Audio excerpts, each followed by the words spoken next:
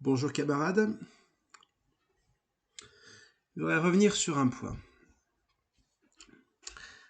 Mon discours d'aujourd'hui va s'intituler « Souverainisme de gauche ». Je commence. Alors, je suis un souverainiste de gauche. Pourquoi je dis ça? Je dis ça parce que nous sommes dans un monde qui n'est pas multipolaire. Dans un monde où il y a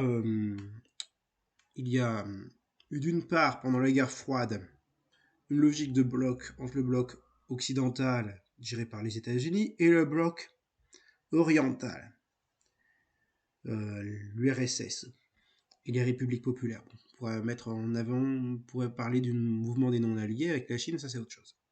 Mais ça rentre quand même à peu près dans mon propos.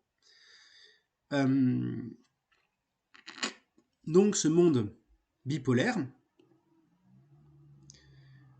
s'effondrait à la chute de l'Union soviétique et a été remplacé par un monde unipolaire. Pas un monde multipolaire, mais unipolaire. Un monde dominé par les États-Unis.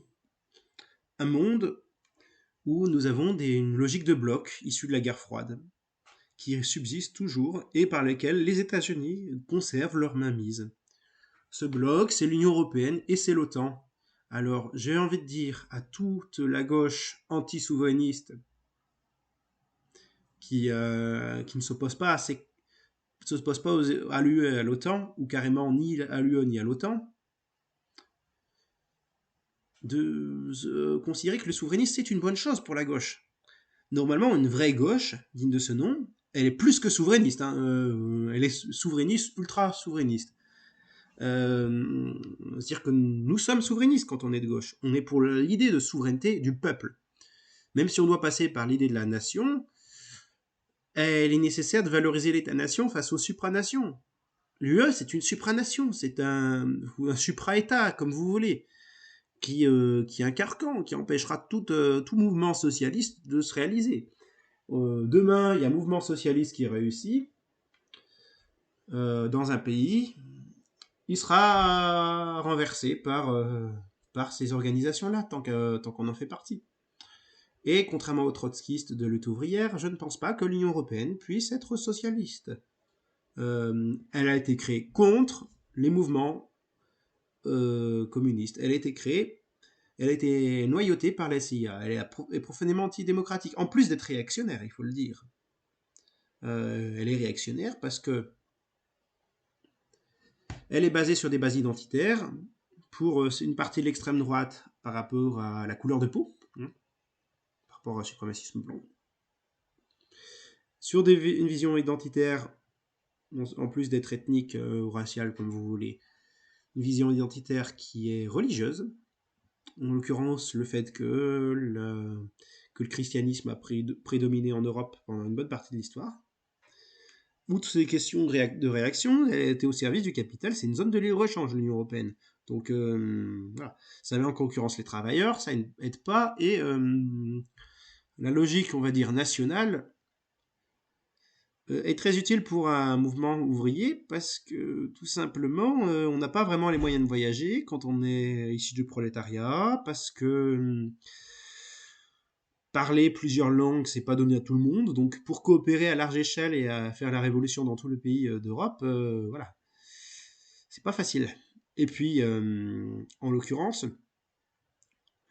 l'Europe, c'est pas le monde. L'européisme, ce n'est pas l'internationalisme. L'internationalisme, ça concerne les travailleurs de tous les pays, prolétaires de tous les pays, unissez-vous. Marx n'a jamais dit prolétaires de tous les pays d'Europe, il a dit de tous les pays du monde, du coup. Révolution mondiale, mais ça se fera là où il y a des germes de révolution. Là où il y a des mouvements, des partis qui peuvent s'organiser, et dans ce cas-là, on les soutiendra, qu'ils viennent d'Europe ou d'ailleurs. L'Europe, c'est pas une catégorie qui est bonne pour analyser quoi que ce soit au niveau géopolitique, au niveau des classes sociales. Non, l'Europe, c'est de la merde. L'Europe, c'est au service du capital. Ça n'a rien de pertinent, c'est zéro, c'est niette d'analyse politique. C'est... faut voir qui soutenait l'Union européenne. Hein. Faut voir qui soutenait l'Union européenne. Un certain Schuman, je crois que c'est pas l'un de ceux qui a soutenu les pleins pouvoirs à Pétain, je crois. Il a voté les pleins pouvoirs à Pétain, Robert Schuman. Un gros homme de l'Europe. Hein. Il a voté les pleins pouvoirs à Pétain. Allez vérifier qui est Robert Schuman. Vous verrez que c'est un sacré personnage. Allez voir ce qu'est l'OTAN. Ah non, on va dire allez voir, vous le savez sûrement tous déjà. L'OTAN, c'est une alliance militaire créée par les États-Unis contre les Soviétiques. Il y a tout un passif, tout un passé qui est forcément anti-soviétique en plus d'être anti-russe et anti-chinois. Donc comment voulez-vous être internationaliste avec une alliance qui s'appelle l'OTAN, qui défend l'impérialisme américain, qui a une vision capitaliste ultra-libérale, et qui par ailleurs anti-communiste, anti-russe, anti-chinois, ethnique, hein, anti-russe, anti-chinois, tout ce qui n'est pas occidental pour l'OTAN, c'est sous-développé, c'est rétrograde, c'est méchant, c'est à éduquer, hein, avec tout le paternalisme raciste qui est lié hein, pour l'OTAN. Comment voulez-vous être de bons internationalistes avec ça et de bons communistes si vous acceptez l'OTAN? Donc typiquement, Monsieur Roussel, quand des députés de votre parti ont voté pour les crédits de guerre en faveur à l'Ukraine, donc pour soutenir l'OTAN, pour soutenir Zelensky, vous ne pouvez pas vous dire communiste. Le gouvernement ukrainien a interdit le parti communiste ukrainien. A interdit le parti communiste ukrainien. Le gouvernement ukrainien persécute les Russes. Les Russes ukrainiens, les populations russophones sont persécutées par le gouvernement ukrainien. Le gouvernement ukrainien n'hésite pas massivement à employer des milices néo-nazis dans son armée. Le Pravi Sector, le bataillon Azov, qu'est-ce que vous en faites? Hein? Et vous vous dites communiste, vous le PCF. Vous n'êtes même pas de gauche. Vous soutenez des nazis. Vous soutenez des nazis en vous disant humanitaire. Bravo. Bon, si vous voulez être humanitaire, les seuls crédits que vous devez envoyer doivent avoir l'assurance que ça serve que, je précise, des fournitures médicales, des vivres et tout ce et qu'elles soient livrées aux civils, pas aux combattants. Et pour que ça soit réalisé, bonne chance. Hein. Donc, ne soutenez pas les nazis ukrainiens si vous voulez être communiste. Ne rejoignez pas le PCF. Ne rejoignez aucune organisation qui n'est pas souverainiste si vous n'êtes pas communiste. Parce que les communistes, de base, sont souverainistes. Ils sont pour la souveraineté des travailleurs sur leur travail, du peuple sur l'État, et de la nation contre l'impérialisme. Ils ne sont pas pour la souveraineté de la nation sur des questions identitaires, absolument pas, ils s'en foutent. Quant à un bon communiste et internationaliste, ils s'en fichent des questions identitaires liées à la nation. Ce qui l'intéresse dans les questions de nation, c'est le fait de lutter contre l'impérialisme. De lutter contre l'impérialisme, contre des supranations qui justement veulent dominer pour au service du capitalisme. En l'occurrence, le capitalisme américain. Non pas qu'il n'y ait pas un capitalisme français, mais il s'agit de questions de rapport de force. Il s'agit de questions de rapport de force. Et en l'occurrence, les États-Unis sont une grande puissance militaire mondiale. Et si on ne se débarrasse pas de la puissance militaire et culturelle, économique des États-Unis, on aura affaire à un titan contre lequel on pourra difficilement agir.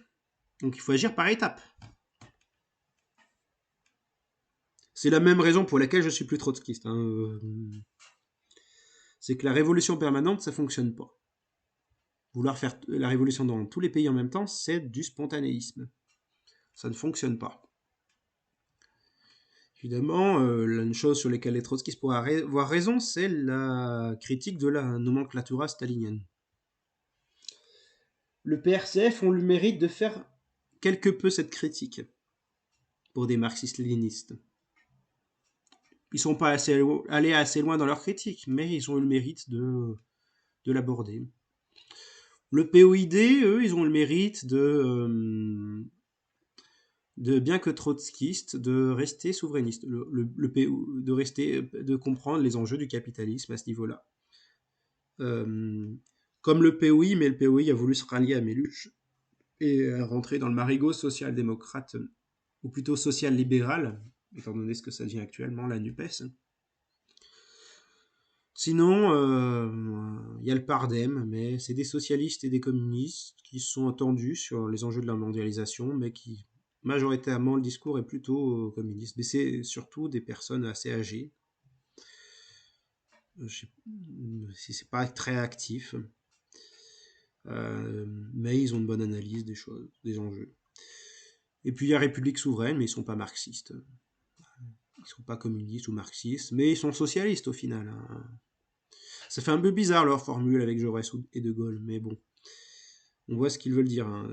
Il faut reprendre la souveraineté, donc De Gaulle qui crache à la gueule des Américains,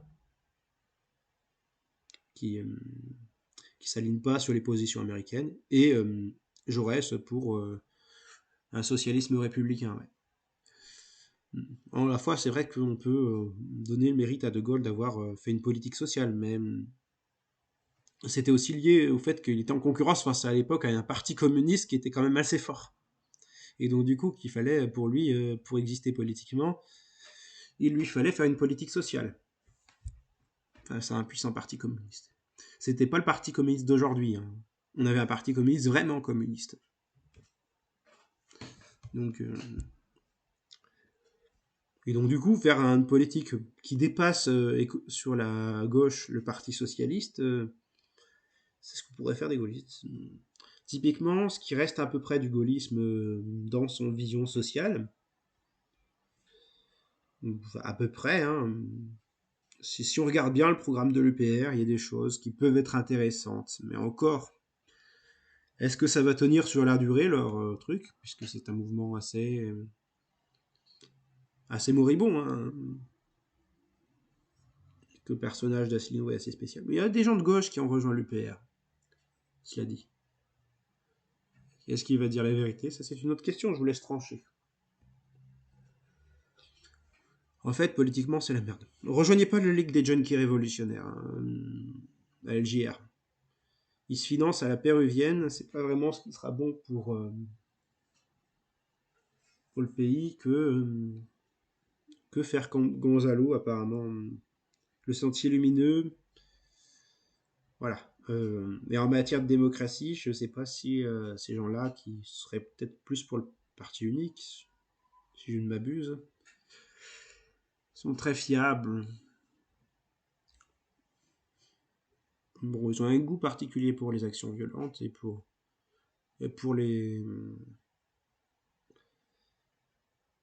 le fait de brûler des poubelles, je crois, les JR, à moins que ce soit juste les JC.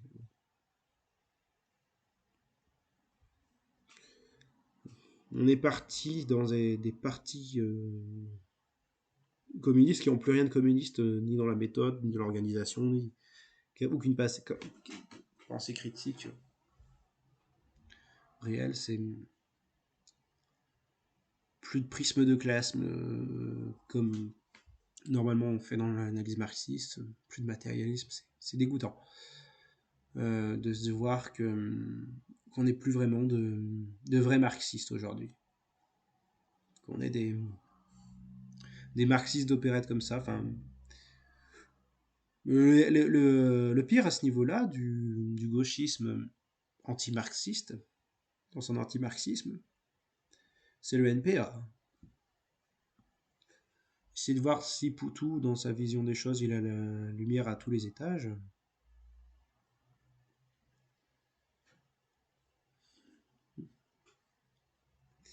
Allez vous intéresser à ce qu'il fait Poutou de façon critique et vous allez voir que bon, son parti, ça s'est scissionné avec Révolution Permanente, mais maintenant ça se scissionne en deux NPA. Vous connaissez la vanne sur les trotskistes et les maoïstes. Deux trotskistes, c'est un parti, trois une scission. Trois maoïstes, c'est un parti. Quatre, une bagarre de rue. Elle illustre bien ce que sont les trotskistes et les maoïstes.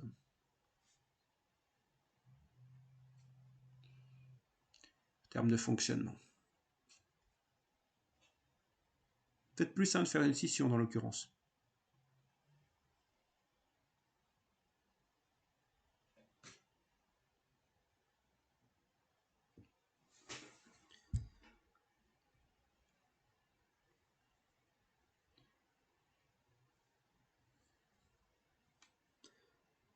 Ah, j'ajoute aussi souveraineté du peuple face au communautarisme religieux. C'est essentiel, étant donné qu'on a face à des gens qui sont fans d'Ouria Boutelja, au PCF, des gens qui s'affirment pas du tout les principes laïques. Bon, là, ça va, Roussel, sur ce point-là, il a raison sur le fait de vouloir affirmer l'importance de la laïcité, de l'universalisme, mais ça va pas durer quand on voit ce qu'on a comme militants au PCF. Ils devraient faire une purge s'ils veulent fonctionner de façon efficace. Ils étaient un parti de base quand ils étaient un parti d'avant-garde. Oui, parce que j'ai discuté avec un militant du PCF qui me disait Ah, mais on veut faire un parti de masse, c'est pour ça qu'on renonce à l'avant-garde.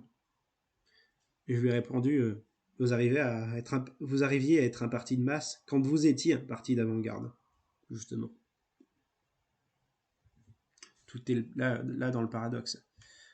Tout le paradoxe est là, je veux dire. Bon, je vous souhaite bonne chance, camarades, pour l'avenir. Espérons qu'il soit socialiste.